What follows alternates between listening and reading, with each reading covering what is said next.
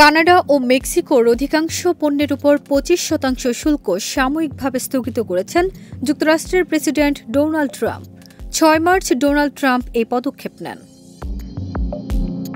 যুক্তরাষ্ট্রের প্রেসিডেন্ট হিসেবে Donald Trump দ্বিতীয় মেয়াদে দায়িত্ব গ্রহণ করার পর দেশটিতে যে অস্থিতিশীল বাণিজ্য নীতির উপস্থিতি পরিলক্ষিত যাচ্ছে তারই সাম্প্রতিকতম প্রতিফলন তার এই পদক্ষেপ। এমন বাণিজ্য নীতি আর্থিক বাজারকে নাড়া দিয়েছে এবং মুদ্রাস্ফীতি ও প্রবৃদ্ধির মন্দা নিয়ে উদ্বেগ বাড়িয়েছে।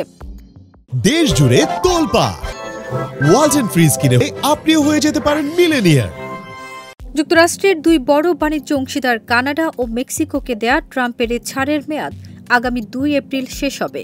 এদিন থেকে বিশ্বজুড়ে সব মার্কিন বাণিজ্য অংশীদারদের পণ্যে পাল্টাপাল্টি পদক্ষেপ হিসেবে শুল্ক আরোপ করার হুমকি দিয়েছেন ট্রাম্প।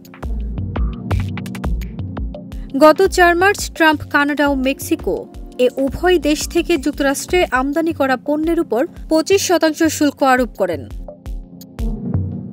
এদিকে ট্রাম্পের এ পদক্ষেপের প্রতিক্রিয়ায় 2 এপ্রিল পর্যন্ত যুক্তরাষ্ট্রের পণ্যে দ্বিতীয় দফায় পরিকল্পিত 120 বিলিয়ন কানাডীয় ডলারের পাল্টা শুল্ক আরোপের বিষয়টি বিলম্বিত করবে কানাডা। দেশটির অর্থমন্ত্রী ডোমিনিক লাবলাঙ্ক সামাজিক যোগাযোগ মাধ্যম এক্সে পোস্ট করা এক বার্তায় এ তথ্য জানিয়েছেন। হোয়াইট হাউসের সংশোধিত আদেশে কানাডার যেসব পণ্যে সামরিক শুল্ক অব্যাহতি দেওয়া হয়েছে তাতে যুক্তরাষ্ট্রের কৃষকদের জন্য গুরুত্বপূর্ণ সার, পটাশু রয়েছে। তবে সব জ্বালানি পণ্যে এই সুবিধা দেওয়া হয়নি। ট্রাম্প কানাডার জ্বালানি পণ্যে আলাদা করে 10% শুল্ক আরোপ করেছেন। ফারজানা নিকিতা, দেশ রূপান্তর।